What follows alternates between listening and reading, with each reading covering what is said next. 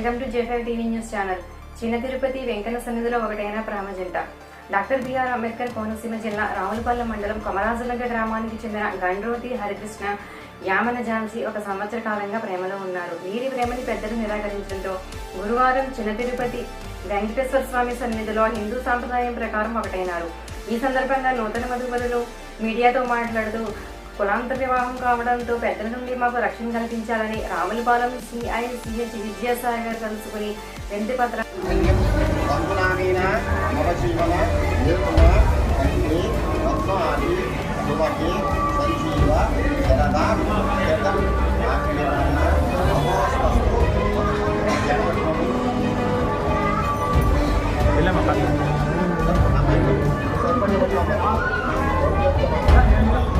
అమ్మాయింది ఎద్దుగా